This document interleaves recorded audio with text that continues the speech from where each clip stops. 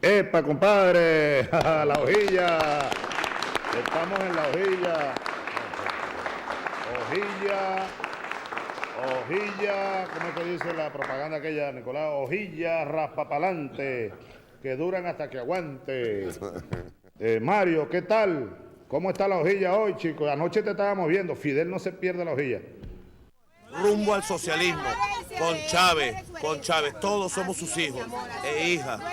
El pueblo es el hijo de Chávez. Presidente, el mensaje para la hojilla, para la continuidad de... La hojilla. Bueno, la hojilla es el programa más visto de la televisión venezolana, sin lugar a dudas. No lo digo yo, lo dicen los números. El programa con más credibilidad que hay. Y Mario Silva es un gladiador, amado por el comandante Chávez. Mario Silva, amado por Chávez. Valiente, gladiador, inteligente gladiador, él y todo su equipo. Así que honor a Mario Silva y a su programa La Hojilla, que en vida del comandante Chávez en este planeta, digamos, en vida terrenal, bueno, lo defendió con todo, pues, con todo, con los codos, con las uñas, con la verdad, con todo, siempre lo defendió. Gracias, Mario Silva, gracias, hermano. Gracias, prepárense.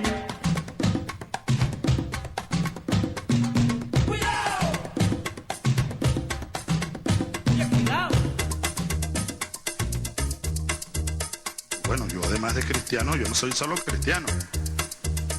Yo soy un revolucionario y también soy marxista. Asumo el marxismo. Revolución es sentido del momento histórico. Es cambiar todo lo que debe ser cambiado. Es igualdad y libertad plena.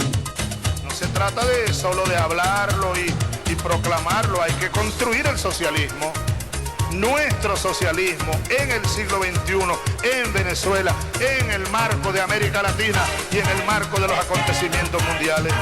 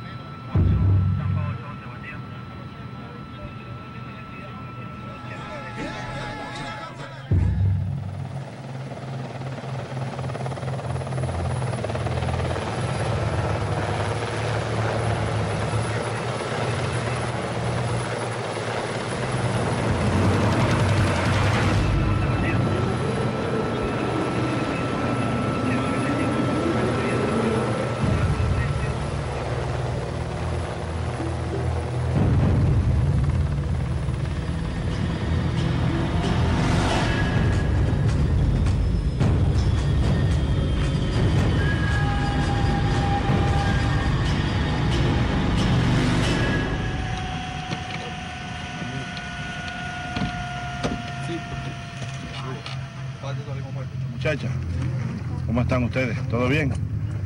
Bueno, ¿y qué vamos a sentarnos allá nosotros? Yo soy de la estirpe, digámoslo así, de los soldados revolucionarios. Es posible que en Argentina me vean con este uniforme y esta boina y haya alguna gente que, por allá, sobre todo en el cono sur, y es entendible.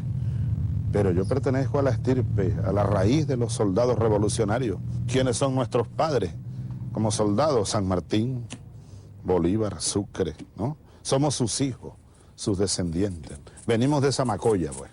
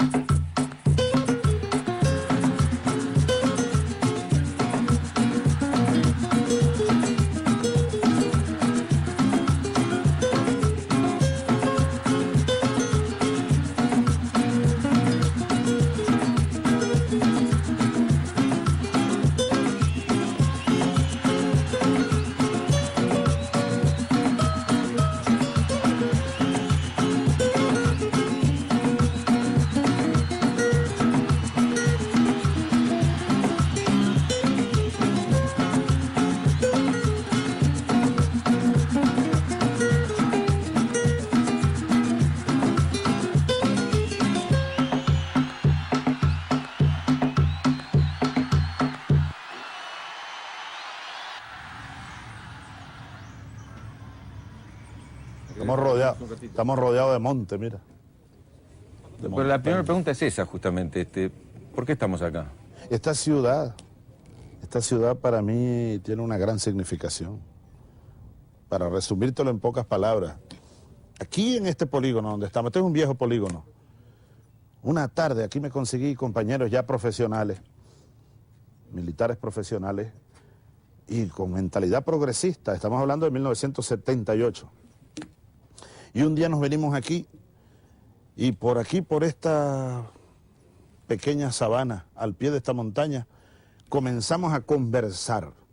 Leíamos el Manifiesto Comunista, leíamos Qué hacer de Lenin, como tú sabes, leíamos a Bolívar, y veíamos, bueno, ¿qué hacemos? Y formamos un primer grupo, pudiéramos decir una primera célula de lo que después, a los pocos años, comenzó a conformarse como el movimiento bolivariano, que nació en los cuarteles, nació en estos cuarteles, entre polígonos, entre tropas, entre soldados. Mira qué aparente contradicción, pero en el fondo no es contradicción, es que somos soldados revolucionarios, somos los hijos de Bolívar, Filmo. Por eso estamos aquí, bueno, estamos aquí porque ustedes me pidieron una entrevista en primer lugar. Si no, no estaríamos aquí. Pongámonos los patines todos. Del éxito de nosotros depende el éxito, en buena medida, de la revolución, sobre todo, bueno, en el ámbito socioeconómico, que es como el alma. Nosotros debemos pararnos allá arriba en el Ávila y mirar 200 años atrás y decir: Bolívar, no araste en el mar, aquí estamos tus hijos haciendo realidad tu sueño de patria grande, libre. Hoy oímos aquí las voces de la patria grande, de la patria nuestra, las voces de nuestros pueblos.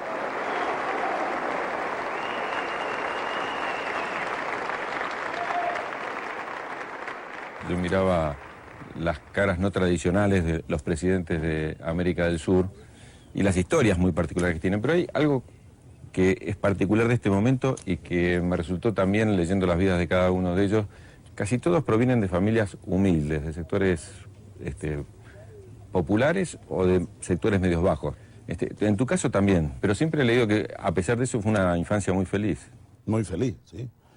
Si uno pudiera volver a nacer y pedir dónde, yo le diría: papá Dios, mándame al mismo lugar, la misma casita de palma inolvidable, el mismo piso de tierra, las paredes de barro, un catre de madera y un colchón hecho entre paja y goma espuma, y un patio grande lleno de árboles frutales, y una abuela llena de amor, y una madre y un padre llenos de amor, y unos hermanos, y un pueblito campesino a la orilla de un río.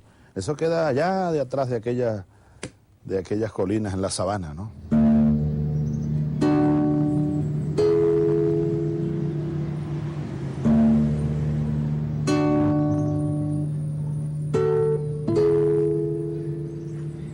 Esto es la casa de la familia Chávez, donde se crearon los muchachos, donde vivían los padres del presidente. Ellos eran una gente pobre. Claro, el papá de Hugo era maestro, pero en esa época, pues, un docente no ganaba mucho. Y entonces la abuela, pues, como le gustaba hacer sus dulces caseros, ella hacía y ellos se los vendían. Cuando él nació tenía yo 10 años y amiguísima de infancia y de su padre y de todos los muchachos, Adán, Aníbal, los que están en Barina, Deli. Todos ellos nacieron aquí en Sabaneta, todos. Como estaban pequeños, pues ellos venían para acá, yo venía para allá, yo a veces me quedaba tenía Elena que salir y entonces yo se los cuidaba. Eso fue ha sido una amistad muy bonita. Pueblo campesino, nosotros somos de clase campesina. Tú sabes que a mí ya no me gusta hablar de clase baja, clase media, clase alta, porque yo creo que los revolucionarios debemos enfrentar todo, hasta los códigos de la pequeña burguesía y de la burguesía, ¿no? Los paradigmas que nos han introducido, ¿no? Entonces, yo creo que tenemos que marchar, sí, hacia la unidad en una sola clase de individuos, decía Bolívar, ciudadanos y ciudadanas. Entonces nosotros venimos de allí, de una familia de profundas raíces campesinas, ¿no? Indígenas. La madre, la abuela de mi abuela, no la conocí, era india de la sabana, decía ella, una india de la sabana. Y el abuelo de mi padre, bueno, era un negro tan negro que lo llamaban el africano. Lo llamaban el africano.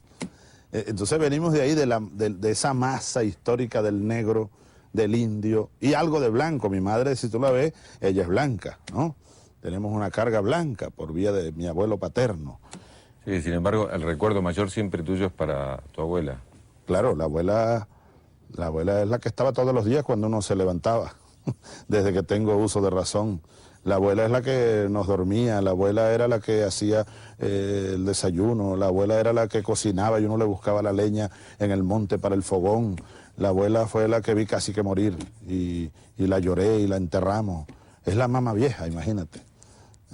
Entonces el recuerdo de mi abuela en el alma es mucho más intenso, mucho más profundo.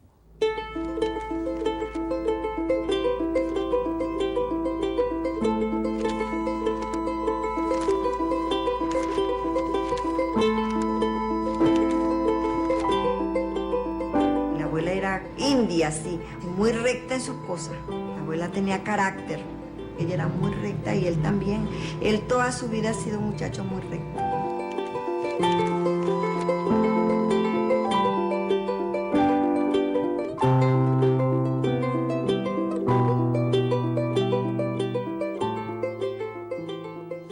Bueno, la abuela nos echaba muchos cuentos y ella contaba que una vez por esa calle polvorienta frente a donde vivíamos había pasado un tal Zamora y que los hombres de la casa se fueron detrás de Zamora por los caminos de la montaña. Ah, estaba hablando mi vieja de la guerra federal. Y después ya yo, zagaletón, vendiendo arañas por allá, me decían el bachaco. Yo era bachaco era como catirucio, así. Yo escuché que te decían tribilín también. Tribilín por el pie largote que yo tenía. Bueno, lo tengo largo todavía, pero ya de niño lo tenía muy largo. Ahora me he emparejado, ¿no? Ahora uno de viejo se empareja todo. Y entonces empezaba, yo gritaba, araña locha. Una vez dije, araña caliente para las viejas que no tienen dientes. Yo inventaba a veces unos versos no muy queridos por alguna gente. Ahora, entonces yo oía, entre los hombres, pues, o los adultos, y yo oía que hablaban de un asesino. Y una vez me dijo mi padrino Eligio, mira, Huguito, ese que dicen que es asesino, era tu abuelo. De mi familia en verdad no se hablaba, puertas adentro no se hablaba de aquel hombre. Yo crecí con ese dilema. Y tú sabes dónde vine a aclarar yo, estando aquí en este cuartel. Y me di cuenta que aquel abuelo a quien algunos llamaban asesino, en lo que era un revolucionario, un guerrillero revolucionario de comienzos del siglo, de cuando irrumpían por esta tierra los últimos hombres de a caballo. Y aquí cargo su escapulario. Este escapulario tiene más de 100 años. Creo que tiene siglo y medio. Lo usó mi abuelo en guerra y murió preso con él. Mi abuelo, desde la distancia, me hizo ser más revolucionario y más soldado de esta revolución. Domingo 7 de junio, aló presidente, bravo. ¡Alto maestro!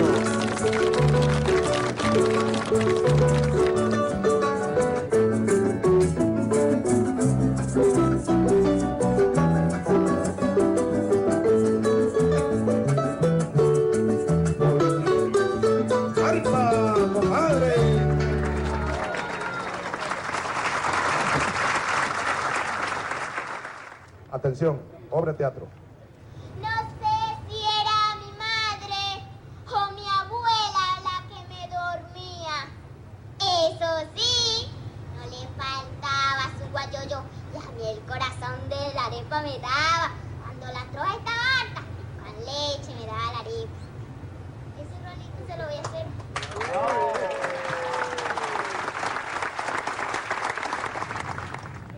Y estos niños y niñas son geniales.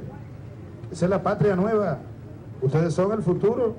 Yo no voy a ver lo que tú vas a ver. La patria completa grande.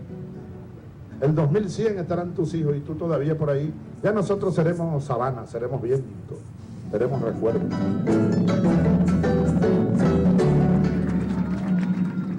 Hablando de herencia, tus padres fueron docentes, yo soy docente. No puedo dejar de preguntarte qué impacto tuvo en vos, o si tienes algo con esa raíz docente que ver en tu vida después. Yo recuerdo a mi padre y un humilde salón de clase y unos pupitres y unos niños, y yo aún estaba en la escuela, pero me asomaba. Y me gustaba rayar la pizarra con la tiza que quedaba, y me gustaba sentarme en el pupitre.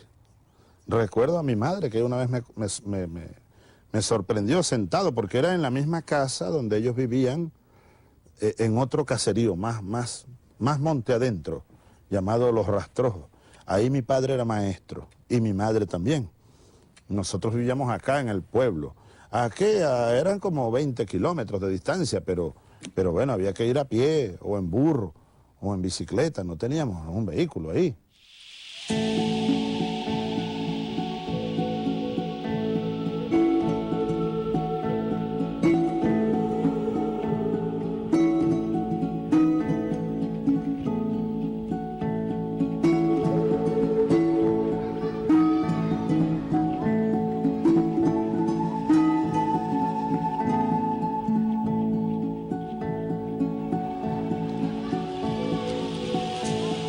Estudié aquí al presidente Chávez de la República Bolivariana.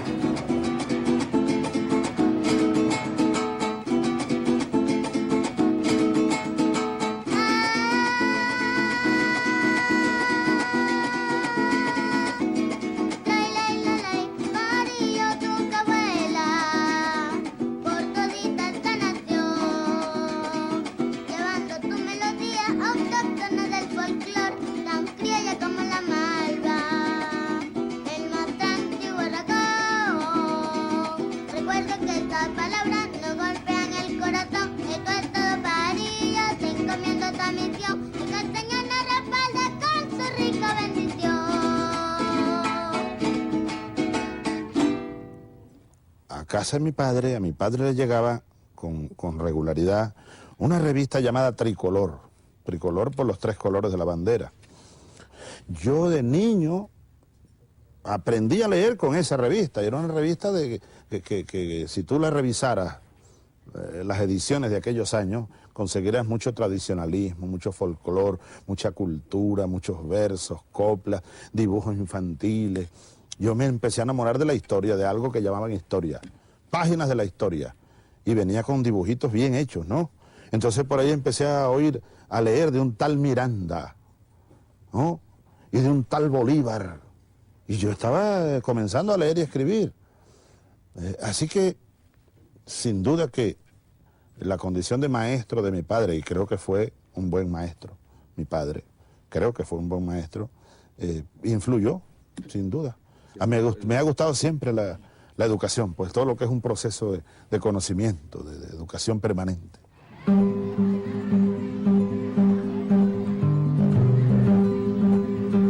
Tenemos aquí las notas del presidente, el nombre del presidente, Hugo Rafael Chávez, sexo, varón, edad, 11 años, lugar de nacimiento, Sabaneta, nota que él traía previa, 18/20. Si observamos en el libro, podemos ver que el mayor puntaje es el del presidente, de nuestro presidente. Y tuviste como 2 inclinaciones, ¿no? Una más para el arte y otra más al deporte. En alguna ocasión yo he reflexionado sobre lo que se me ha ocurrido llamar la secuencia de sueños que fueron naciendo aquí, ¿no? Yo recuerdo que niño todavía, y producto seguramente de ese contacto con las páginas del Tricolor. Yo recuerdo que en Tricolor había una página llamada Los Niños Colaboran. Era que los niños mandaban dibujos, ¿no? y se los publicaban. Yo hice 1 millón de dibujos y los mandaba. Quizás nunca llegaron, porque era en Caracas. Ese era otro mundo. Uno lo mandaba por vía de la escuela. Es decir, el primer sueño que yo tuve fue pintar, ser pintor. Y adolescente todavía yo estudiaba pintura ya en la capital. Y comencé a estudiar pues, el arte de la pintura. Ya te di como una idea, ojalá te sirva, ojalá. Claro que Pero sí. las flores, dedícate a las flores. Dedícate a las flores, al amarillo. Dale en algunos casos más claridad. ¿Aquí qué le vas a echar? Empezamos a echar un poquito más de amarillo para suavizar un poco el color. Correcto. Pero luego, el béisbol. De niño en Sabaneta, pues ya jugábamos, pero era con pelota de goma y con unos bates hechos con ramas de guayabo o un árbol que aguantara. Y era la pelota sabanera, sin muchas normas, sin mucha... Pero ya en la ciudad de Barinas yo comencé a jugar béisbol en el liceo. Y comienzo a escalar y me gusta. Me siento que rindo en el deporte. Me gustaba correr, yo era rápido. En una ocasión me decían corre camino. Pichaba, me iba bien en el terreno, me gustaba aquello, me apasionó. Dejé de estudiar pintura, así que ya salía del colegio, no para la escuela de pintura, sino para el estadio que quedaba pues también a varias cuadras, ¿no? Ese fue el segundo sueño, ser pelotero.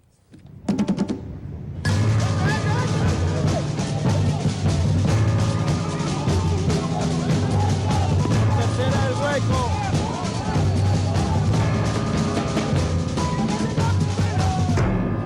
Nuestro comandante en jefe no pensaba ser militar, sino jugador profesional, se fue a la academia militar y por eso deja el béisbol como empleo profesional. Ha tenido 2 encuentros con el comandante Fidel en pelota, uno en Cuba y posteriormente estuvo en el equipo cubano acá en Venezuela y jugamos en Barquisimeto y dejó empatado el juego.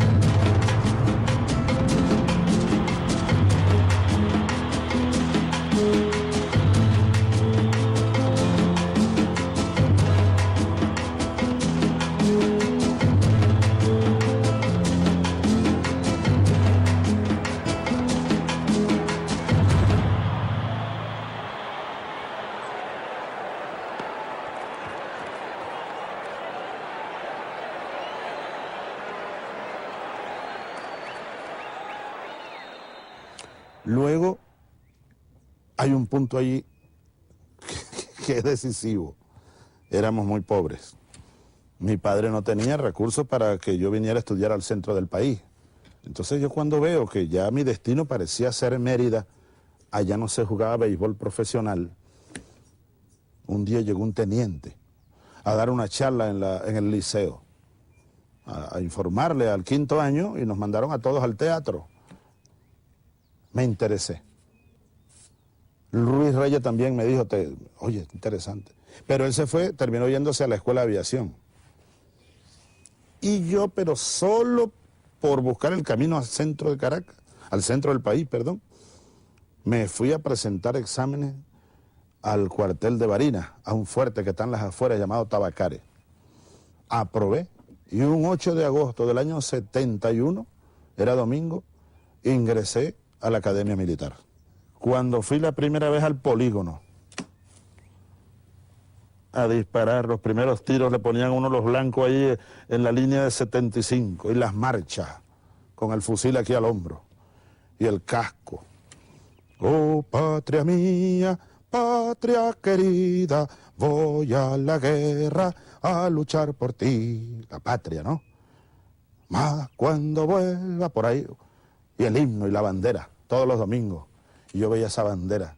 Y recordaba mi niñez y la revista Tricolor, y la bandera, y un fusil. Y dije de repente, no, esto es lo mío, soy soldado. Conquista el ciudadano presidente de la República Bolivariana de Venezuela, comandante en jefe de la Fuerza Armada Nacional Bolivariana. ¡Atención presente! ¡Ay!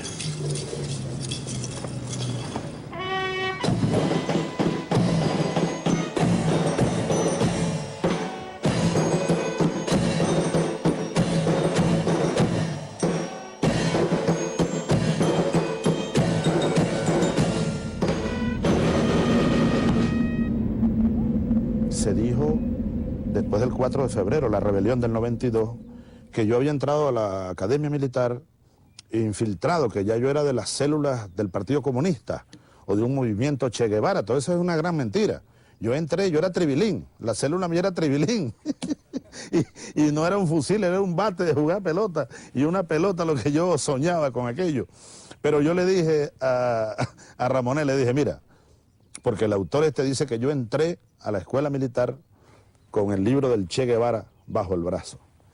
Y yo le dije a Ramonet, tú puedes decir que eso es mentira, pero también sí puedes decir que 4 años después, el 5 de julio de 1975, yo salí de subteniente con un fusil aquí y el libro del Che Guevara bajo el brazo. Eso sí es verdad.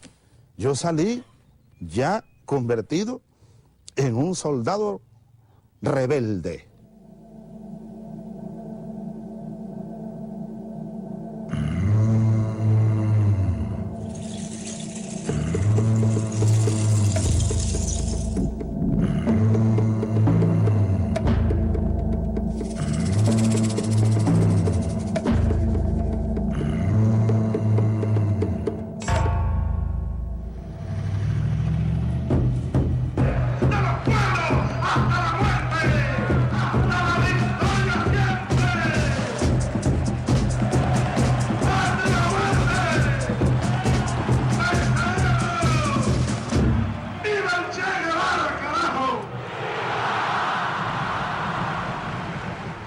Parece claro cómo te acercaste a los libros de Bolívar y al pensamiento de Bolívar. No me queda claro cómo te acercaste por primera vez a los libros del Che Guevara o de Fidel, o los libros de una literatura más socialista o marxista. Donde yo crecí, la capital del estado, donde nací, es una ciudad por tradición muy culta.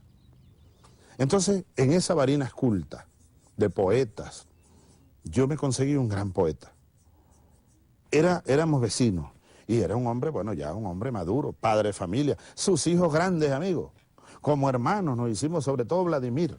Vladimir hoy es historiador, está hoy de embajador nuestro en El Salvador, por cierto. Él se llama Vladimir Ilich Ruiz Tirado. La otra hermana se llama Tania Marx Lenin, no Marlenin, Marx Lenin pegado, para que tú veas cuán comunista era el viejo José Esteban Ruiz Guevara. Él se la pasaba con una maquinita a escribir en un cuartico lleno de libros y periódicos. Y yo fui entrando poco a poco a esa biblioteca. Todavía tengo algunos libros que me traje de esa biblioteca. ¿Te acordás el primero que agarraste? El papel del individuo en la historia, Plejánov. Ese libro me lo bebí. Teníamos otro amigo, Vladimir, que no era sino otro Vladimir. Vladimir el negro, era blanco. Ruiz es blanco, pero otro Vladimir negro. Era tan radical, Vladimir Bustamante, que él decía, yo no bailo con ninguna muchacha hasta que no se defina ideológicamente. Y yo le decía, no, allá está una deca bien buena, vamos a ver, yo voy a ver si bailo con ella. Qué sé yo, o una burguesa. Es decir, ya yo andaba en ese grupo. Yo no nací de la nada, pues, nada nace de la nada, tú sabes, Filmo. Todo tiene su lógica. Yo me estaba impregnando de un pensamiento revolucionario. Y un día le digo a Ruiz Guevara, yo como que me equivoqué, yo me voy a ir de baja. ¿Estás loco? Me dijo, tú no te vas de baja, tú vales más que 100 sindicatos ahí, con el perdón de los sindicatos. Y estaba hablando un comunista. Ruiz Guevara era marxista, leninista. Tú vales más ahí que no sé cuántos sindicatos, me dijo. Tú te tienes que quedar en el ejército, porque aquí van a empezar a cambiar las cosas. Ya él tenía visión estratégica, que yo entonces no tenía todavía. Así que te estoy hablando de esos años. Por otro lado, mi hermano Adán, que ha sido para mí un maestro. ¿Él estaba en el MIR? Mi hermano Adán resulta que fue de los fundadores del MIR,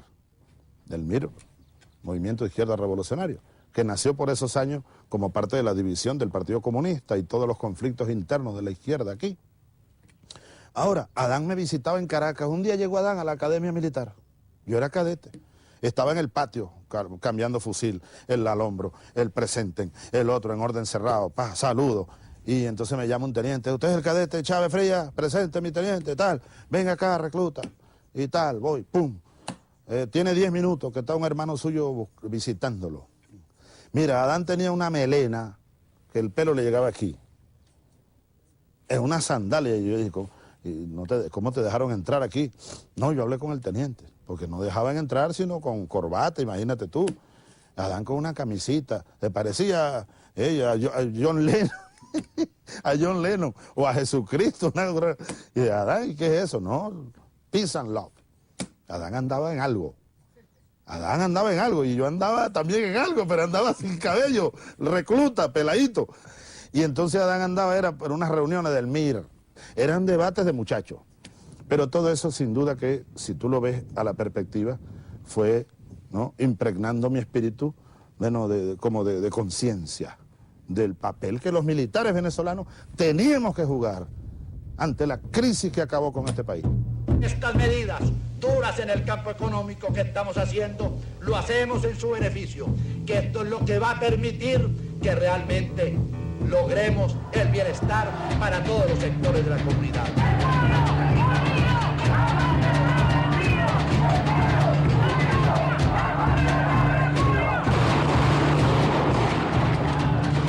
Nosotros cuando salimos a la calle no salimos a reprimir. La situación del país es de absoluta normalidad.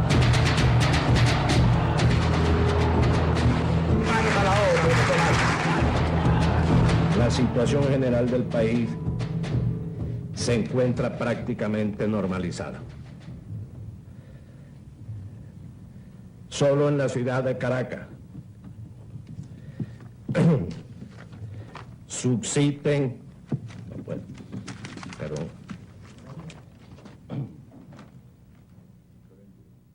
¿Y cuándo el soldado Chávez piensa de que es necesario cambiar el sistema de gobierno? ¿Cuándo piensa que es necesario llegar al poder? Yo solía escribir como un diario, 1973, 74. Hay un día en el que yo escribo, hoy corrimos no sé cuánto, lancé en el campo, presenté examen de matemáticas, no sé qué, y en la tarde fuimos al patio a rendirle honores al nuevo presidente. Esperamos como 3 horas y al fin llegó. Algo así dice la paginita. Al fin llegó. Y lo veo con su banda cruzada, Carlos Andrés Pérez, recién electo presidente. Ahora, yo no recordaba que había escrito eso, aparece ahora ese diario. Entonces yo digo ahí, algún día me gustaría llevar las riendas de la patria del gran Bolívar. Yo tenía 20 años. Ahora, esos productos, más allá de un deseo personal, estoy seguro, de la semilla que ya uno tenía rebelde por dentro, ¿no? Rebelde por dentro. En esta ciudad yo me alcé un día con mi batallón allá detrás de aquella esquina. Ahí está el cuartel Páez, viejo cuartel, querido cuartel. Ahí estaba yo hasta el 4 de febrero, hasta el 3 de febrero, en la noche que salimos para Caracas por la autopista que pasa por allá, con los soldados alzados en armas ya, contra Carlos Andrés Pérez, casi 20 años después.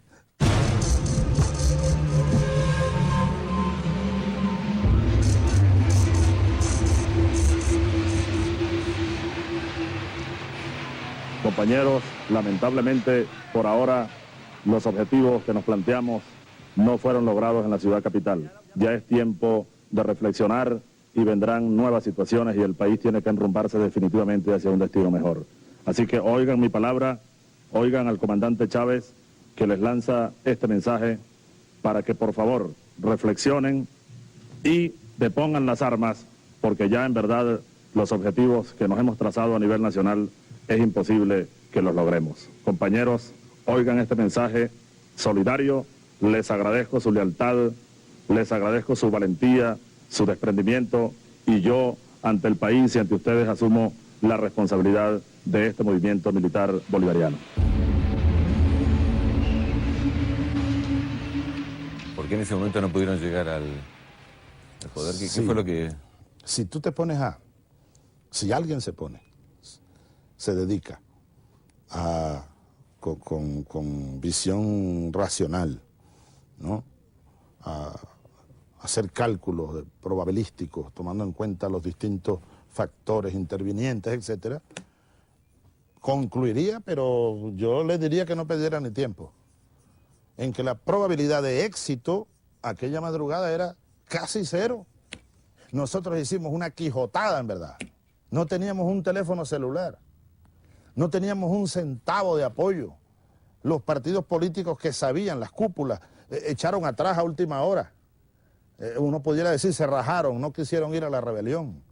Y nos habían prometido durante años que iban a alzar batallones de obreros, que iban a llegar grupos de pueblo organizado en Caracas.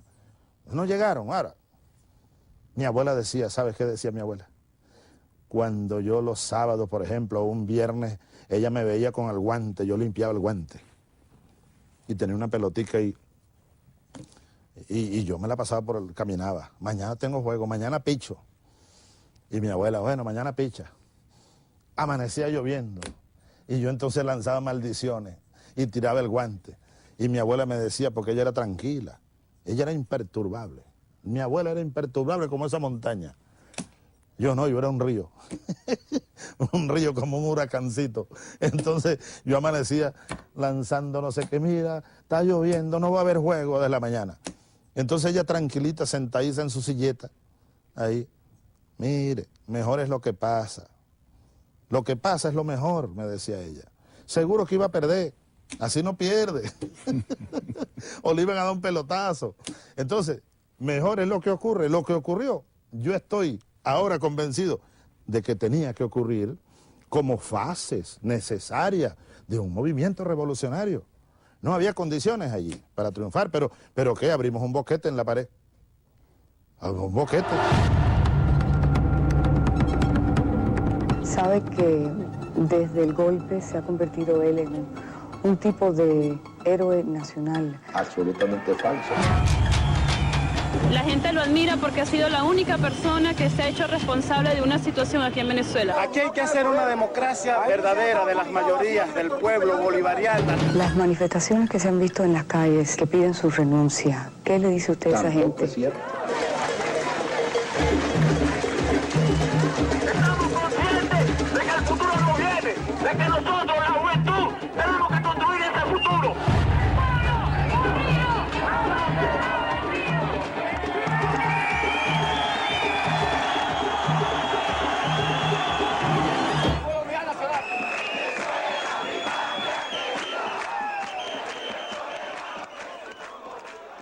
¿Al día siguiente pensabas eso también? ¿O cuando asumiste la responsabilidad pensaste que era un fracaso? No, al día siguiente yo me sentía muerto. ¿Y ahora qué será de mis hijos? Decía tirado en el suelo ahí, en una celda fría, en un sótano en Caracas, por allá. Dios mío, ¿qué hice? Y después me trajeron un periódico, tantos muertos. Ay, que mataron a Carregal. Ay, que mataron a Cabrera. Ay, que me mataron tantos soldados. Dios mío, ¿qué he hecho? Perdóname. Yo me quería ir a morir, hermano. Yo me sentía muerto en vida. Muerto. Tanto que lo escribí en un papelito. Y escribí rendición. Rendición, la muerte. La muerte. Yo me sentía muerto. Muerto. Hasta que uno comenzó a darse cuenta a los pocos días del impacto que había tenido, que estaba comenzando a tener la revolución del 4 de febrero. Ahora, a 10 años de asumir el gobierno, el planteo central respecto del socialismo del siglo XXI. Dos preguntas. Uno, ¿qué es el socialismo del siglo XXI y en qué se diferencia de lo que sería el socialismo real o el socialismo que conocimos con la Revolución Rusa? Bueno, el socialismo es el socialismo. Yo, por ejemplo, he dicho, Filmus, que Cristo, para mí, yo cristiano, fue un socialista y gran socialista, ¿no? Cristo el hombre, Cristo, Teilhard de Chardin. Yo leí mucho a Teilhard de Chardin siendo cadete, fíjate. Llegó a mis manos un librito bien bueno que se llama Evolución, Marxismo y Cristianismo. Y ahí yo entendí con Teilhard de Chardin que el cristianismo y el marxismo pueden caminar juntos de la mano a lo largo de los siglos. Si me hice cristiano a lo Chardin, me hice cristiano a lo que después conseguí, la teología de la liberación, el cristiano revolucionario, pues, verdadero. Ayer yo vi al presidente de la conferencia episcopal diciendo unas barbaridades. Otra vez. Y ahora vienen los obispos a exigir que nosotros les expliquemos qué es eso del socialismo. Señores, vayan a buscar los libros de Carlos Marx, de Vladimir Lenin, vayan a buscar la Biblia para que vean el socialismo ahí.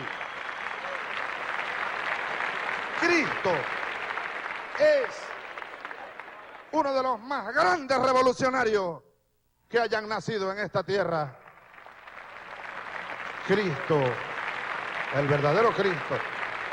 No el que algunos sectores de la Iglesia Católica manipulan. Cristo era un verdadero revolucionario socialista. Igualdad, igualdad. Bienaventurados los pobres, porque de ellos será el reino de los cielos. Más fácil será que un camello entre por el ojo de una aguja a que un rico entre al reino de los cielos. Ese es Cristo el verdadero. Simón Rodríguez y su idea socialista, Sucre y su idea prosocialista. El mariscal Sucre, por ejemplo, en muchos documentos lo dice.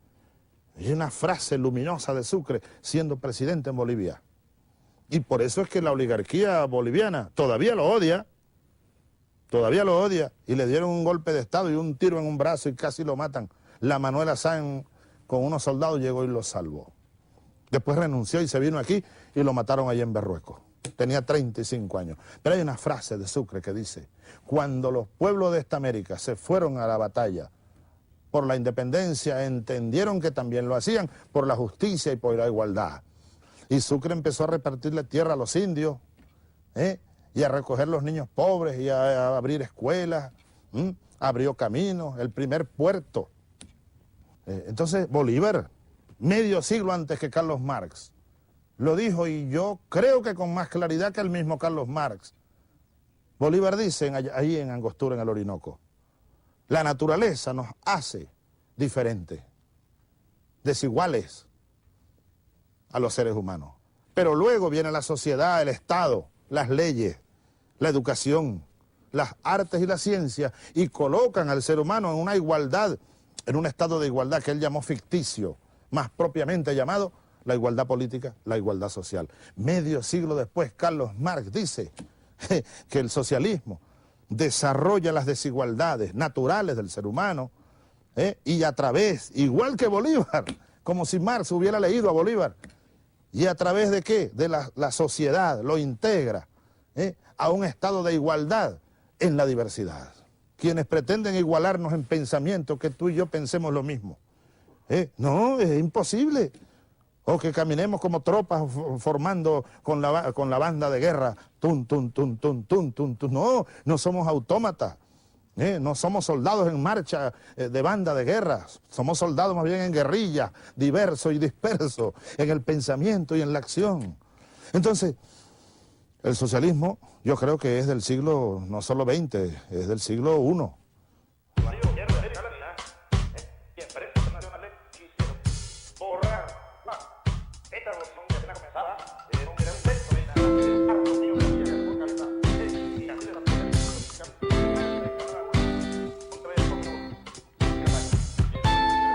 El que no participaba ahora participa, el que vivía aislado, que pensaba que su derecho era de la puerta de su casa para adentro. No, la gente se ha organizado. Mira, 23 de enero fue la primera parroquia declarada libre de analfabetismo acá, declarado por la UNESCO. Ese fue un trabajo hermoso.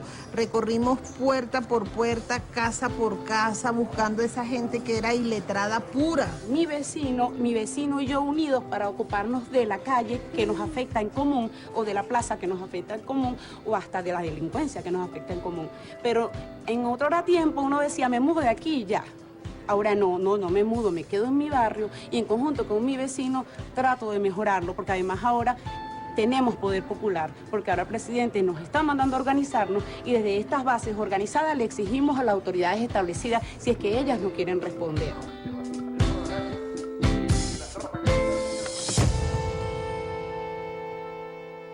Ignacio Ramonet le hace una pregunta a Fidel y le dice: ¿qué error cometió usted comenzando la revolución?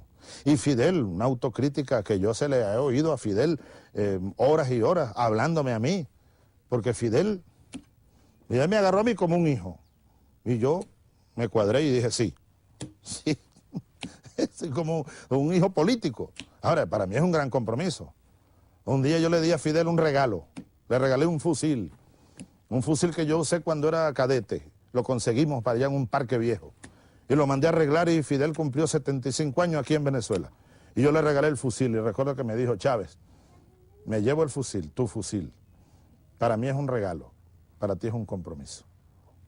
Entonces Fidel le responde a Ramonet y le dice, un error cometido, comenzando la revolución, haber creído que alguien sabía cómo se construye el socialismo.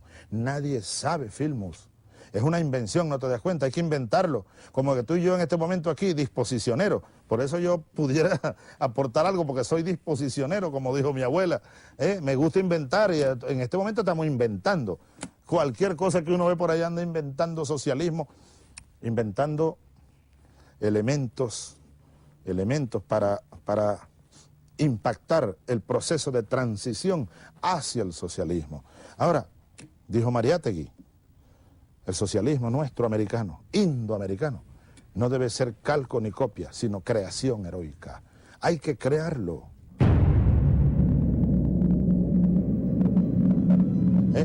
¿Qué pasó? Nos hacen señas. Tenemos el problema que puede oscurecer en cualquier momento. Claro, sí, nos va a oscurecer, está cayendo el sol.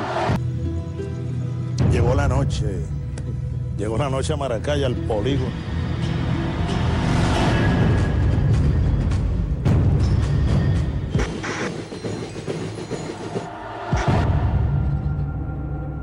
En 10 años hemos aprendido mucho y a nuestro presidente lo amamos por eso.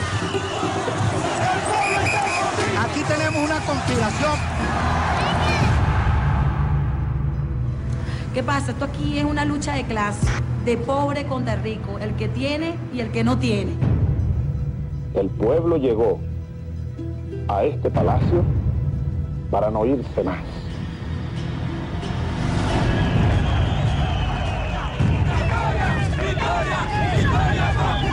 Queremos a Chávez ahorita, queremos a Chávez.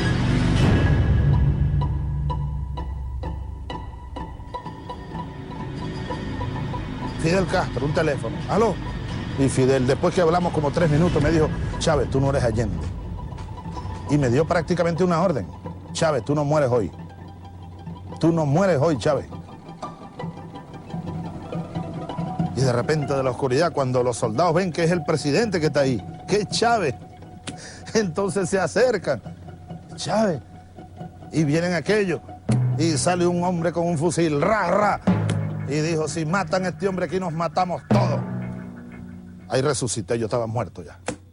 Mi muerte estaba escrita. Se escribió en Washington.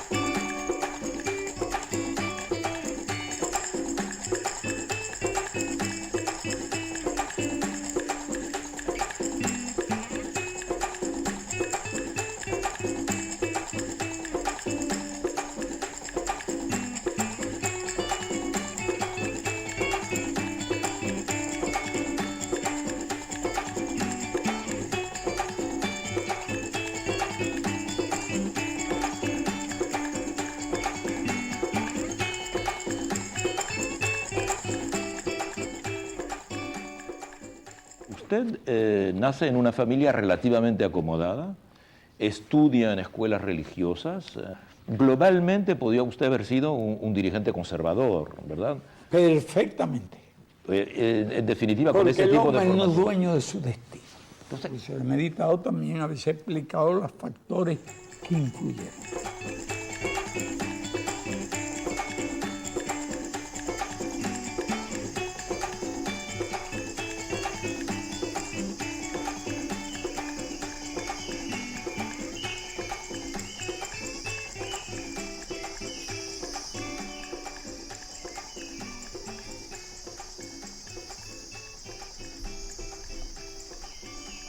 Mi padre no era relativamente pudiente, más bien podría decir que era muy pudiente. Como dueño de tierra. Tú me preguntas, ¿cuánta tierra tenía? Propiedad de él. comprada, alrededor de 900 hectáreas. Está bien. De él, propiedad de él. Y después arrendó a unos descendientes de unos generales de independencia que nadie sabe todavía de dónde la sacaron, alrededor de ¿sabes? De 10.000 hectáreas. Considerable. Sí, era considerable. Yo era, y pertenecía a una familia que era más que relativamente pudiente. Eran en aquella escala muy pudientes. Vaya, no lo digo por mérito, sino por precisar, decir las cosas con toda precisión. Todas las demás cosas, tú me las preguntas y yo te puedo explicar. Dime qué tú quieres que yo te cuente.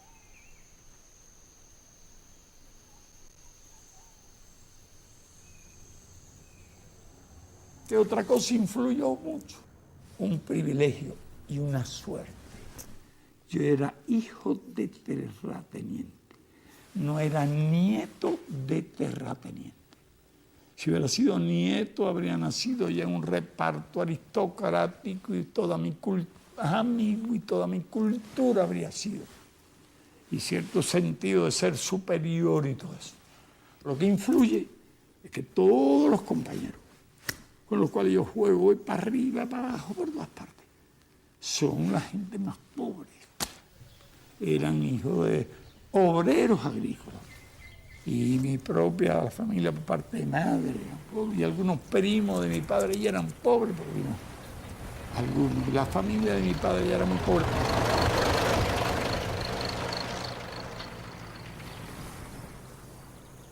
Debo señalar que mi padre era de origen español, gallego. ¿Usted, por ejemplo, recuerda si su papá estaba preocupado por la guerra de España o hablaba de la guerra de España? Allí había dos fracciones. Entre un grupo de 12 o 14 españoles. Españoles que se reunían con su papá, que venían a su trabajaban casa. con él. Que trabajaban con él. Los otros eran obreros. Fantástico. ¿Su papá era de un lado o de otro? ¿Usted no recuerda? Mi padre estaba contra la República. Pero más o menos a la mitad, yo creo que era casi mayoría los que estaban españoles allí, en la posición. Pero te hablo de 10, a lo cual estaba el telegrafista republicano a matarse, que hacía de vez en cuando jugaban dominó entre ellos. Hacían la guerra con el los dominó. simpatizantes se había dividido aquella. Pero por eso yo me acuerdo de la Guerra Civil Española. Como si todos los principales combates. La toma de Málaga, sí, Sevilla. Madrid sitiado, la paliza que le dieron a los soldados de Mussolini en Guadalajara. Y además, bueno, cuando avanzaban aquellos y cuando los republicanos avanzan y toman Teruel, y cuando viene la contraofensiva y Mola y toda aquella gente. Claro que después uno ha leído muchos libros, claro, pero las cosas que yo te estoy contando de cosas de esa que época. Yo sabía. ¿Ese interés por la guerra de España tiene una influencia en usted, siendo tan pequeño? Sí, de ese tipo internacional, pero a todos los muchachos les gustan todos los episodios de guerra. También me gustaban las películas del oeste. Y además las tomaba en serio. Aquel piñazo que le lanzaba al otro del lado allá de la barra, aquel botella de rojiza de whisky, que todo eso de detalle, me recuerdo a los revólveres aquellos nunca se le acababan las balas, nada más cuando convenía que se acabaran las balas, no había ametralladores, aquello tiro y se colgaban de un árbol, porque los muchachos son muy adictos a todo lo que es guerra y violencia, todo. Eran muy pocos los que no lo sean. Y bueno, yo estaba leyendo de una guerra, que me iba a imaginar yo todo lo que vendría después.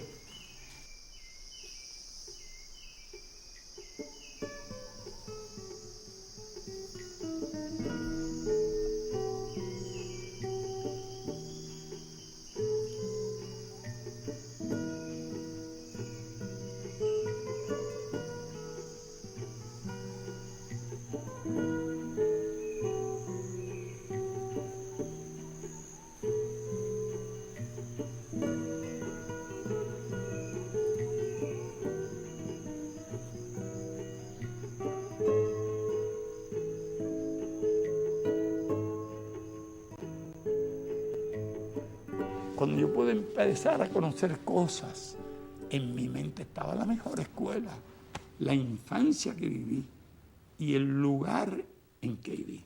Y por eso lo defino así. Vivo allí, los barracones de los haitianos, yo estaba de acá rato, hasta me regañaban porque me iba a comer maíz tostado allí. Gente muy modesta, muy humilde. Toda esa gente eran los compañeros, los amigos, yo no adquiero una cultura burguesa. Porque bueno, hay historias largas, yo te van a interesar mucho. Sí, me interesa. De algunas cosas. Cuando llegue la hora, si quieres, te cuento. Pero te añado esto, de elementos que a mi juicio, yo no he tenido que hacer la misma pregunta. ¿Qué me hizo revolucionario? ¿Qué factores influyeron en mi vida a pesar de todo aquello? Y a pesar de que los muchachos son un egoísta y que los muchachos son vanidosos también, y que un poco de conciencia tienen de su posición social.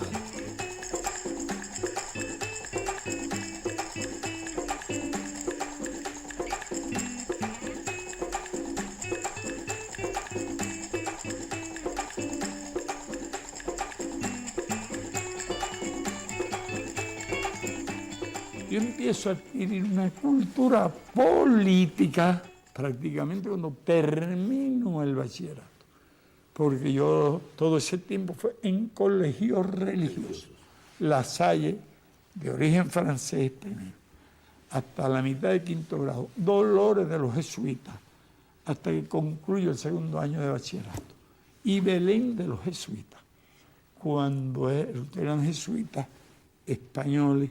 Los jesuitas tienen además una concepción de la organización. Es una buena escuela, en definitiva, para un revolucionario también. A mí me fue útil. Gente de disciplina, los jesuitas, y gente de carácter, gente de preparación. Me ayudaron también. Debo decirlo porque ellos sí estimularon que yo era excursionista y me gustaba escalar montaña. A veces quedaba la guagua 4 horas. Pues yo estaba escalando una montaña. Me iba solo, me iba con otro y me tenía que esperar 4 horas y nunca tuve ninguna bronca. Esa es la historia. Cuando yo llego allí, llego analfabeto político a la universidad. Llego hasta ahí, a la universidad donde empiezo mi aprendizaje político, pero que me conducían a partir de mis concepciones a la idea de la toma revolucionaria del poder. Clarísimas las ideas.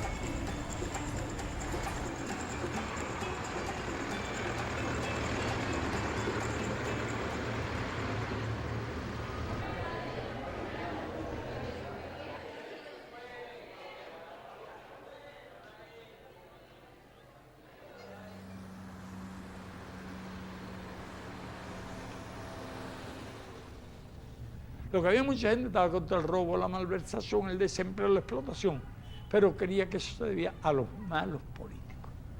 No podían identificar el sistema que ocasionaba todo eso. Y yo tenía la convicción que si traían del cielo un arcángel, el más experto, y lo ponían a gobernar la República de Cuba, y traía la honradez administrativa, entonces se podían escribir un poco más de escuela, no se robaban el dinero de la salud pública, pero el desempleo, la pobreza, la falta de tierra, todas las calamidades aquellas, el arcángel no podía resolverlo.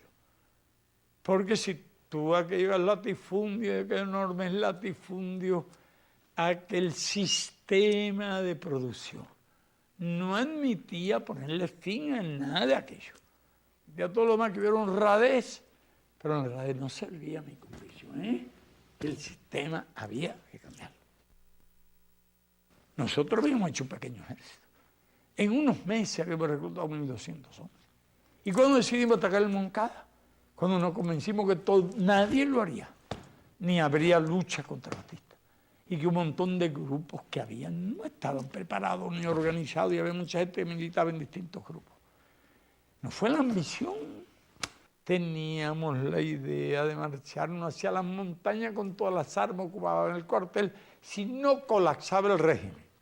Porque los factores también del azar que influyeron en que un plan que fue realmente meritorio en cuanto a concepción, organización, secreto y todo, falla prácticamente.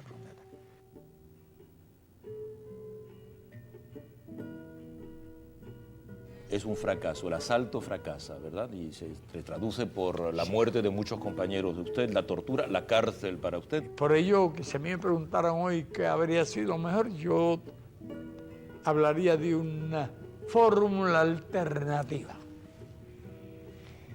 Porque si triunfamos en el Moncada, debo añadir, habíamos triunfado demasiado temprano.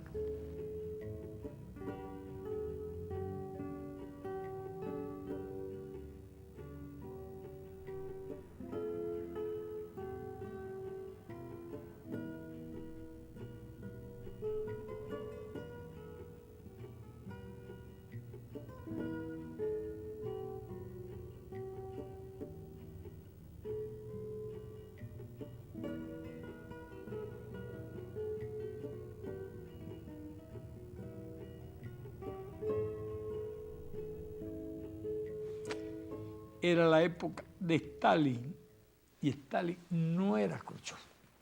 Nosotros ni pensábamos en URSS ni nada de eso, eso vino después. Nosotros lo que queríamos que la soberanía existía, que era un derecho real y respetado después de una guerra que costó 50 millones de muertos. Bueno, sí, queríamos eso, y queríamos que se respetaría nuestro derecho.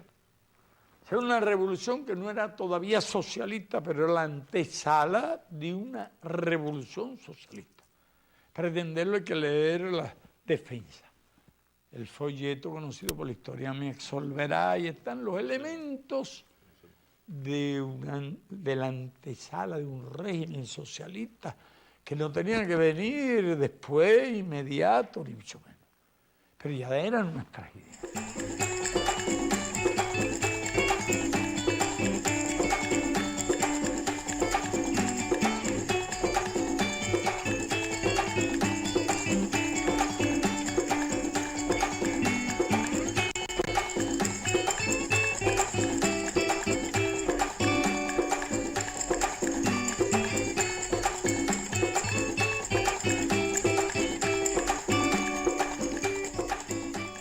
Me gustaría que usted nos hablase de Che Guevara. ¿Se siente que tenía usted una profunda amistad por él? ¿También se siente que tenía usted un aprecio intelectual profundo?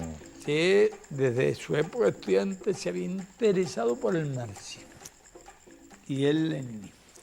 Quizá una de las cosas que ayudaron mucho a la afinidad con el Che fue una coincidencia, la coincidencia en muchas ideas. Se dice que el Che, él tenía más bien simpatías trotskistas. No, él era marxista. Nunca lo oí hablar de Trotsky. Él defendía a Marx y defendía a Lenin y no atacaba a Stalin, pero bueno, él nunca lo oí hablar realmente. Él era leninista, sí. Entonces, ¿usted se da cuenta que él es diferente cuando lo encuentra por primera vez? Se ve que él tiene otra formación. No, cuando yo llego ya, entonces que yo lo conozco. Él mismo cuenta que se hizo en una noche. Y conversé con él. Y él, bueno, pues, quien ha vivido toda esa experiencia, entonces sabe lo que hicimos, lo que sabemos, lo estamos planeando. Y cuáles son nuestras ideas que están en la historia me absolverá. Está totalmente de acuerdo. Él sabía también en ese movimiento había pequeña burguesía y había de todo. Pero estaba feliz. Y se enrola de inmediato. Él se inscribe en la aventura. Una sola cosa me dice. Fíjate una cosa yo te voy a decir. Tú ves que premonición. Yo lo único que quiero es que cuando triunfe la revolución en Cuba, por razones de Estado, ustedes no me prohíban ir a la Argentina a hacer la revolución. ¿En su país? Sí, en su país. Y después yo tuve que hacer un esfuerzo y preservarlo, porque si lo dejaba hacer lo que quería hacer, lo matan. Entonces yo, cuando ya se iban destacando algunas, cada vez que hacía falta un voluntario para una misión difícil, porque había algo, una sorpresa, unas armas que podía aparecer, el primero del Che. Era voluntario él Era para ir el a esas primer cosas. voluntario para cualquier misión difícil. Pero además a veces proponía cosas. Porque era demasiado peligroso. No, porque tú mandas un hombre a una emboscada, una segunda, una tercera, y a la cuarta, a la quinta, a la sexta, no te ocupes, es como Caro Cruz. En un combate de una escuadra o dos, muere.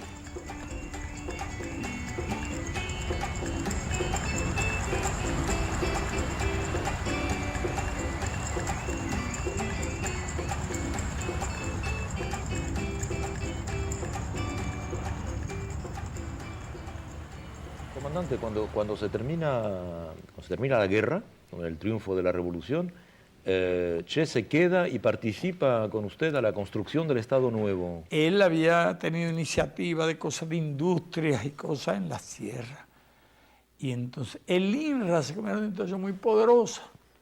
Ya el INRA interviene no solo tierra, tiene una serie de industrias, y crea un departamento de industria y de industrialización. Y llamó al Che para que se haga cargo del departamento de industria.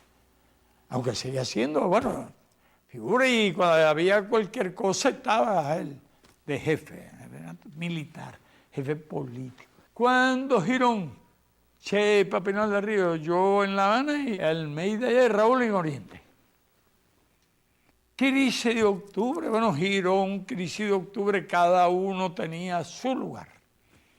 Después viene una segunda etapa, en que el Banco Nacional no tenía fondo y hacía falta un jefe del Banco Nacional, y por la confianza en el talento, en la disciplina, en la capacidad del Che, director del Banco Nacional.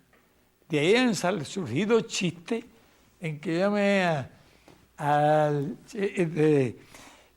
Che, yo había pedido un como economista y habían llevado al Che porque el Che era un comunista. Y se habían equivocado, yo pedí un economista y me mandaron al Che, que era un comunista, y el Che era el hombre que tenía que estar allí. No le quepa la menor duda. Cualquier tarea que le daba, se entregaba por entero. Así que los primeros 6 o 7 años, él se marcha en el 67.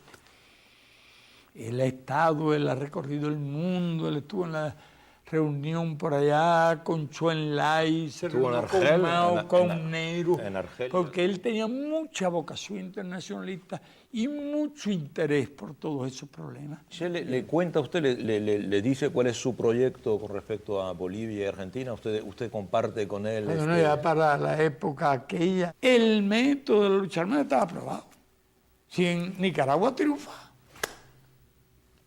11 años después de lo del Che en Bolivia. Es decir, que las condiciones objetivas en el resto de América Latina eran superiores a las de Cuba. Y pienso que lo que hizo el Che fue absolutamente correcto. No hay la menor discrepancia. Se ha discutido mucho sobre la región en la que Che instala la guerrilla. ¿Usted qué piensa? Bueno, él conocía aquello. Él había empezado organizando la gente. Él conocía bien a Boliviano, todo el carácter, y me lo dijo que yo hablé mucho con él. Pero llegó el momento en que él ya está preocupándose por cumplir su misión. Él sabe lo que es la vida guerrillera, él sabe que uno necesita una resistencia física, una edad, y aunque él se proponía, sobreponía las limitaciones del alma, él tiene una voluntad de hacerlo. El Che, un jefe estratégico, debe ir para allá cuando ya esté desarrollada una fuerza. Y él está impaciente. Entonces, pero allí no estaban preparadas las condiciones. ¿Cómo explica usted la muerte del Che y la...? Él mismo cuenta en el diario que llega a una tienda y dice, vamos precedidos por Radio Bemba. Todo el mundo nos está esperando. Pero él sigue. Por el medio de una aldea está vacía. Aldea vacía es señal de cosas extrañas de una fuerza. Y era esa frena ahora, continúa su marcha en pleno día. Un momento, una tropa, una compañía allí que está viendo todo. Y es cuando cae allí en una zona sumamente difícil, donde combate y resiste hasta el momento que una bala le liquida el fusil. Le traba, no era hombre que pudiera caer prisionero. ¿Usted piensa que él se hubiese, por ejemplo, inmolado? Pero es que él no tiene alternativa. Le está combatiendo lo que tiene que hacer. Cuando nos dimos que llega la noticia de la muerte comprobada, también nosotros. Después llegó el diario, no sabe lo que vale, para conocer todo lo ocurrido. Su idea, su imagen, su entereza, su ejemplo. Una fuerza moral indestructible. ¿Qué queda? Siempre hubo mucho afecto, esa admiración. Yo lo admiraba mucho. Y un hombre inteligente, un visionario. La causa del Che triunfará, la causa del Che está triunfando. Entonces fue por eso que cuando nosotros en el velorio, en la muerte, y el día, yo comencé un discurso, como queremos que sean nuestros hijos, queremos que sean como el Che. Ahora sí, la historia tendrá que contar con los pobres de América, con los explotados y vilipendiados de América Latina, que han decidido empezar a escribir ellos mismos para siempre su historia. Y esa ola de estremecido rencor, de justicia reclamada, de derecho pisoteado que se empieza a levantar por entre las tierras de Latinoamérica, esa ola ya no parará más.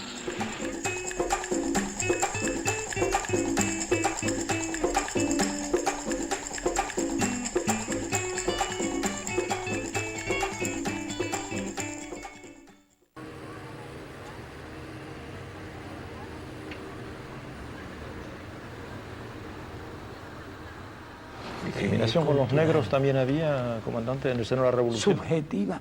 ¿Subjetiva? No. Era una primera medida de la revolución. Se acabaron los clubes, escuelas, entonces que no admitieran negros. Aquí hasta hoteles, había hoteles que no admitían. No, lugares de todo. Escuelas en las que yo estudié. Había 1000 alumnos. No admitían negros, ni mulatos. Había una escuelita adjunta de técnico y allí había algunos.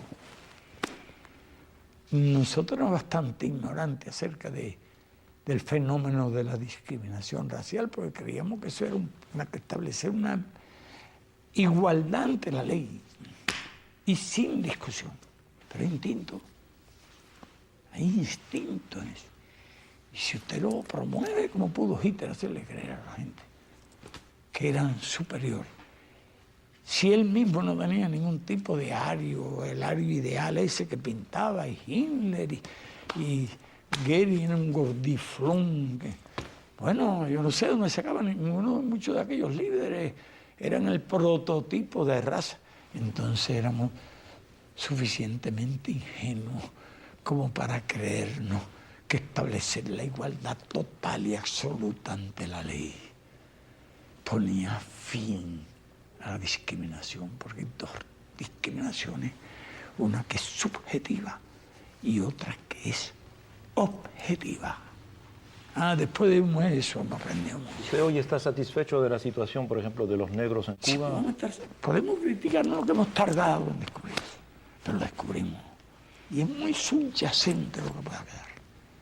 Realmente, ya en la cultura, gente que tiene una cultura y gente que ha vivido muchos años de revolución, realmente se desapareció subjetivamente. Pero habíamos logrado a través del comportamiento de la población negra, a través de su adhesión a la revolución. Eran de los sectores más pobres, eran los más apoyaban a la revolución.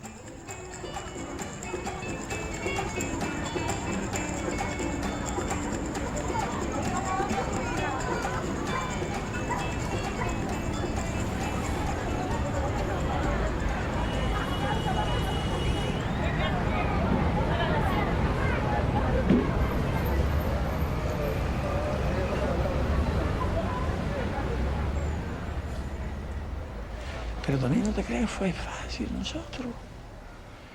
En un principio la bronca que se suscitaron conflictos entre revolución y algunas fuerzas religiosas condujo al partido al extremismo de no admitir creyentes dentro del partido.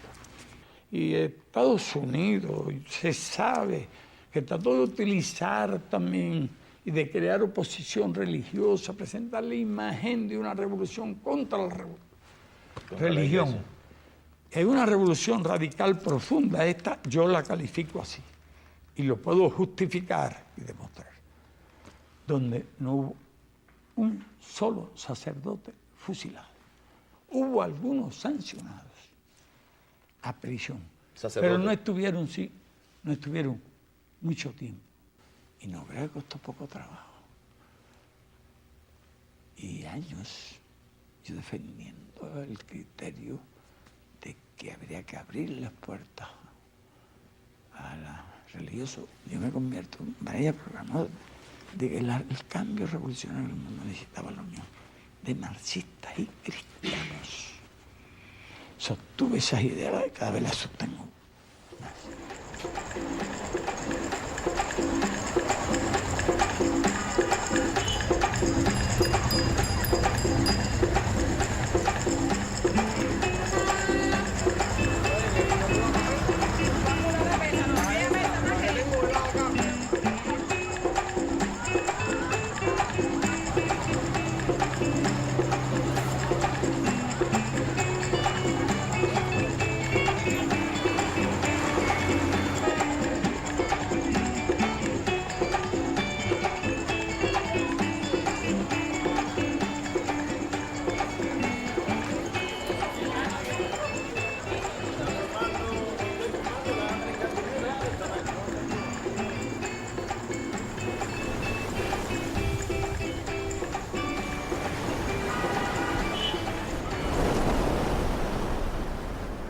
Muchas personas se preguntan por qué en Cuba, donde hay tantos progresos sociales, aún no se ha suprimido la pena de muerte.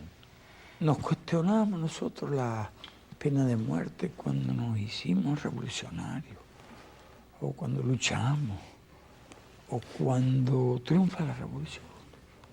No nos cuestionamos, realmente. No las cuestionamos. Cuando aquellos años de invasiones, guerra sucia, atentados, no, ciertamente no nos las cuestionamos. No es que fuéramos felices por tener que aplicar la pena de muerte, pero mirábamos desde ese ángulo de una cuestión de vida o muerte.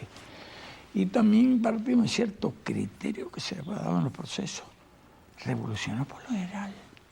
Los que luchan participan en esas contiendas, parten del principio real de que es una batalla de vida o muerte. Y entonces, si no te desciende, tu causa es derrotada. Y tienes que pagar con la vida. Segundo, hay otro tema, como reacciona la gente y todos reaccionan. Gente que tiene crímenes monstruosos, que todo el mundo piensa que deben ser sancionados. Y en el momento exacto en que aquella persona ha sido sancionada y va a ser ejecutada, gente que reacciona con dolor e incluso hasta con lástima. Es una reacción. A nosotros nos ocurrió una cosa, esa cuando era necesario un caso grave de traición o espionaje, aplicar la pena capital, hicimos juicio, pero en un mínimo en 2 años de guerra. ¿Sabe una cosa que ocurría? Que la gente sentía repugnancia con esa tarea. Hay que buscarlo, ¿no? Voluntario y como un deber, casi. Para ejecutar. Repugnaba la tarea de ejecutar. Era un dolor de cabeza en los poquísimos casos en que resultó necesario aplicar la pena capital, realmente. Así que yo que recuerde fusilamiento por motivos contrarrevolucionarios. Y creo que ser más acreedores que otros. Realmente, hace muchos años, yo podría decir que muchos años trato de recordar que sea fusilado por todos. Viene a última hora, van al Consejo de Estado. Hay un recurso de oficio al Consejo de Estado. Ninguno de esos que ha puesto bomba. Están sancionados y algunos también están sancionados, pero no han sido ejecutados. ¿Han sido sido condenados a la pena de muerte? Han sido condenados a la pena de muerte. Pero no han sido ejecutados. No han sido ejecutados. Pero también fue quedando para los delitos más horrendos. Ahí también hay problemas de opinión. Ha quedado fundamentalmente, sin que haya dejado de existir como ley. Esto no implica una renuncia, porque usted no sabe qué cosa bárbara puede hacerse. Este país, si le vuela un avión, gente arriba, no aceptaría una amnistía presente, ni un indulto. De la ley no lo hemos sacado. De facto no se ha utilizado, pero no se renuncia. No creo que estemos viviendo en un mundo. Bueno, los europeos no están bloqueados, ni le están poniendo bomba todos los días. Yo no sé lo que hicieron cuando tenían algunos grupos como las Brigadas Rojas, que he oído algunas historias de hechos que ocurrieron. Algunos de los miembros de las Brigadas Rojas. También he oído de hablar de algunas personas ejecutadas en el exterior, como en el caso, por ejemplo, de los vascos. ¿Usted se refiere a algunas decenas? Usted se refiere a los GAL, por ejemplo, porque sí. En España no hay pena de muerte, entonces bueno, no se aplica. No hay pena de muerte, pero ha ocurrido lo que nunca hemos hecho nosotros, que es ejecutar a alguien. Ejecutar a alguien. Y en Europa han ejecutado decenas de personas. Extrajudicialmente. Escríbase la historia de los miembros de las Brigadas Rojas ejecutadas extrajudicialmente, o escríbase la historia real de los miembros de los etarras ejecutados extrajudicialmente cuando no hay pena de muerte. Nosotros garantizamos que aquí nunca habrá una ejecución extrajudicial. Aquí nunca habrá tortura. Pueden preguntarle a esos que pusieron esas bombas si ellos dijeron alguna palabra va a ser tortura. Ahora, con relación a los delitos comunes, estuvieron aplicándose hasta el mes de mayo del año 2000. Bien, el número exacto no te lo puedo decir ahora, pero se puede preguntar, debe haber algunas decenas. Y desde entonces no se aplica. Puede haber, yo no te puedo decir exacto, puede ser 20, 25. No se aplicó ninguna. Desde hace 3 años. Especie lo llaman moratoria. Pero yo sí quiero advertir sobre esto, no está abolida. No es que nos guste, ni tenemos apuro, ni deseo de ningún tipo. Pero creo que tendrá que pasar algún tiempo antes de que se aplique una definitiva supresión de la pena capital para cualquier tipo de delito, que a nosotros nos agradaría mucho.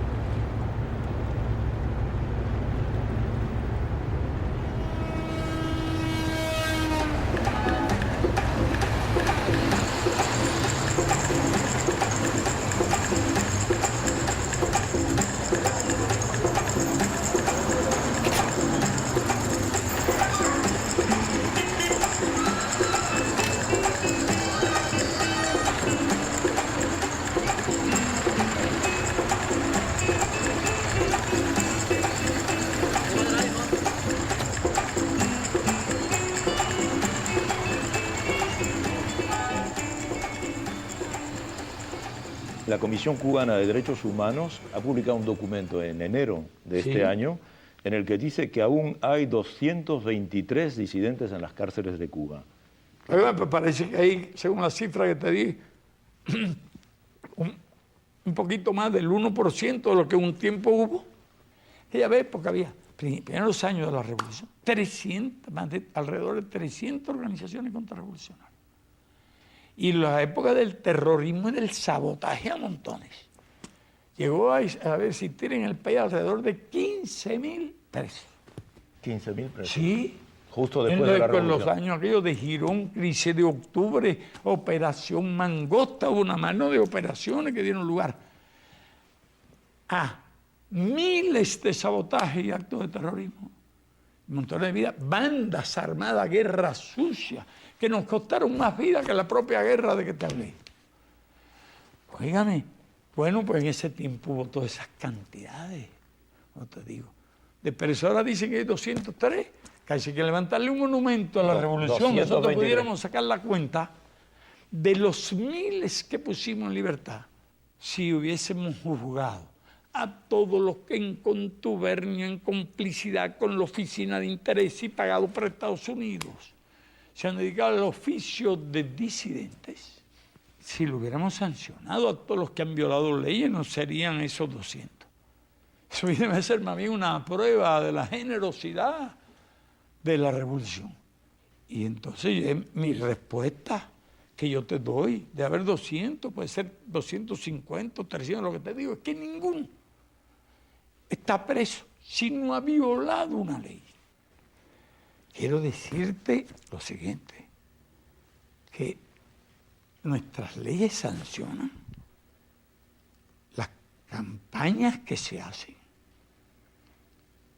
calumniosas contra el Estado, que fortalecen los argumentos, que justifican el bloqueo, aunque digan que están contra el bloqueo, justifican toda la filosofía de la guerra, de la agresividad contra Cuba, el bloqueo económico, la guerra económica contra nuestro país. Un artículo calumnioso está sancionado. Usted no puede ponerse al servicio de una potencia enemiga en ninguna parte del mundo y trabajar a las órdenes de un gobierno extranjero en ninguna parte del mundo. No importa que usted lo disfrace de una cosa u otra, un montón de pruebas. Todos esos llamados disidentes son una realidad virtual. Eso no existe. Es un número tan insignificante y además dirigidos por la Oficina de Intereses de Estados Unidos. Todo eso se magnifica. Ahora, esta es una revolución que se defiende y se ha defendido, y si no se defiende no estaría aquí. Y no está porque tengamos armas nucleares, ni que porque seamos ricos. Hemos resistido un bloqueo de 44 años, la hostilidad, la agresión, la guerra económica, y encima de eso un periodo especial, bien duro. Ningún país se hubiera resistido a eso sin el apoyo del pueblo, sin el consenso del pueblo, sin una conciencia política. Es lo que yo puedo decir a los que los anuncian, a los que hablan de violaciones de los derechos humanos, y de todo eso, y de los presos, estos que nosotros llamamos contrarrevolucionarios, y ellos llaman disidentes presos.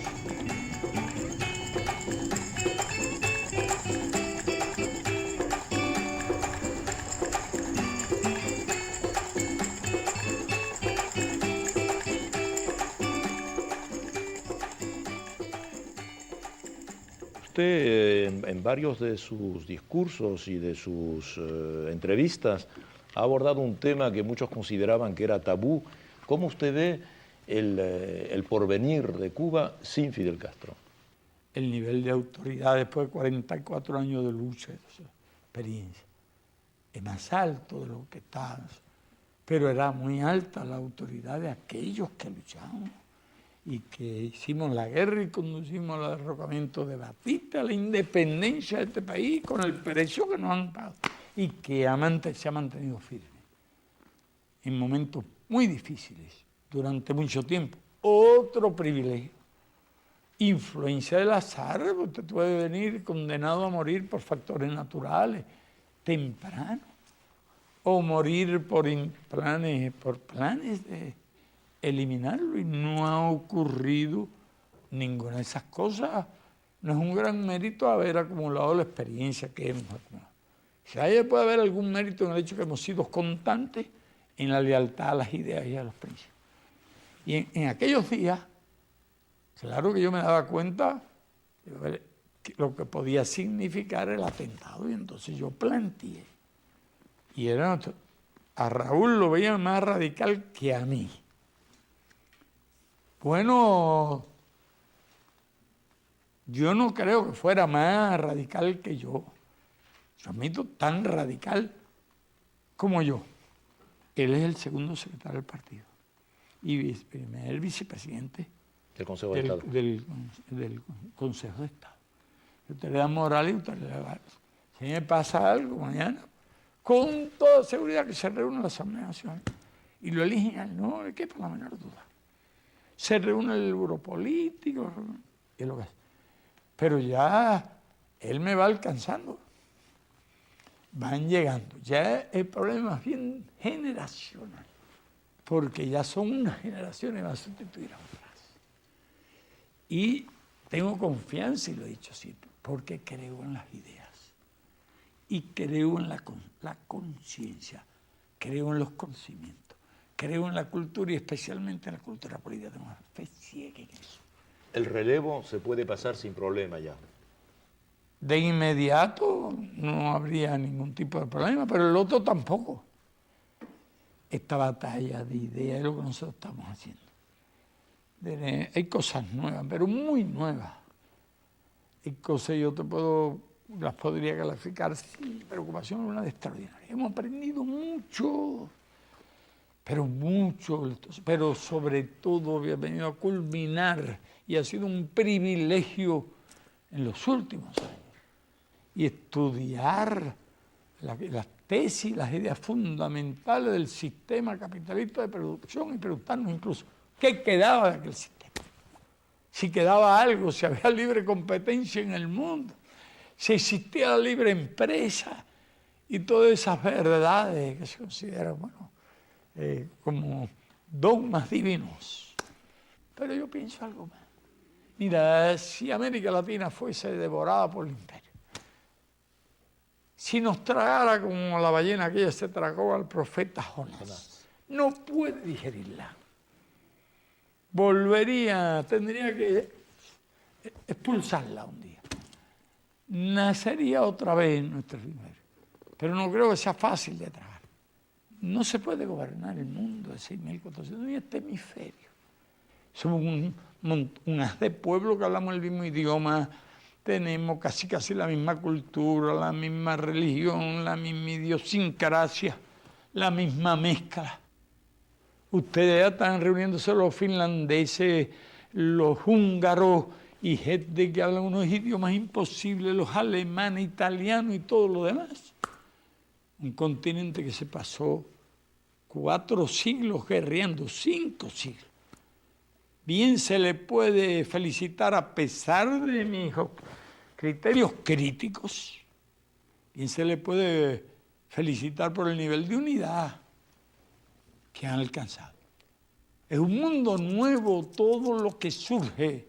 Nosotros nos hemos adaptado a ese mundo, nos estamos adaptando, digamos, descubriendo cosas, desarrollando sentimientos, solidaridad, conciencia revolucionaria, valores que tienen un poder inmenso.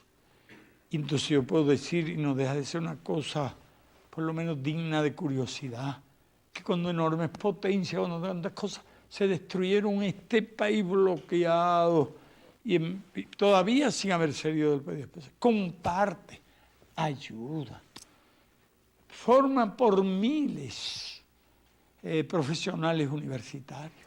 Viviremos del capital humano. Con ese capital humano podemos ayudar a muchos.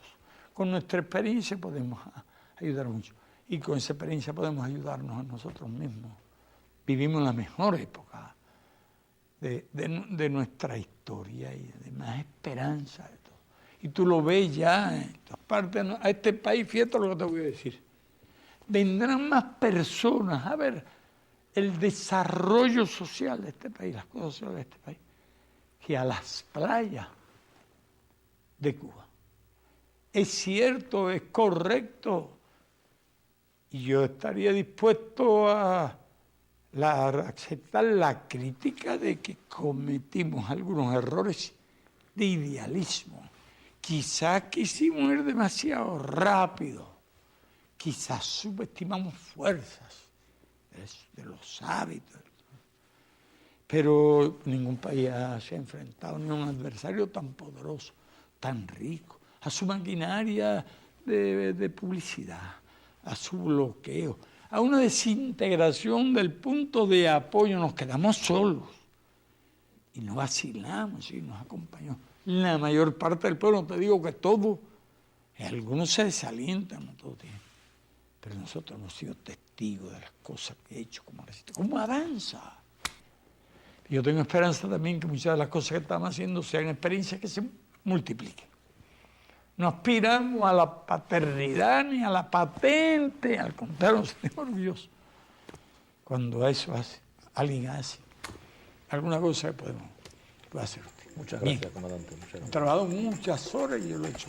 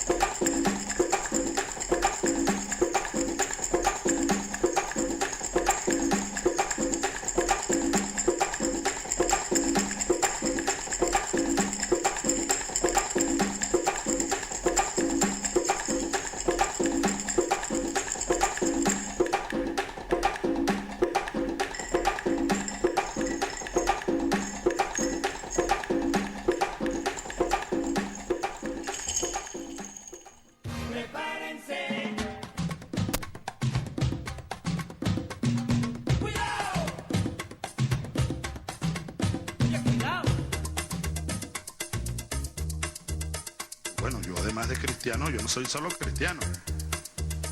Yo soy un revolucionario y también soy marxista. Asumo el marxismo. Revolución es sentido del momento histórico. Es cambiar todo lo que debe ser cambiado. Es igualdad y libertad plena. No se trata de solo de hablarlo y proclamarlo, hay que construir el socialismo, nuestro socialismo en el siglo XXI, en Venezuela, en el marco de América Latina y en el marco de los acontecimientos mundiales.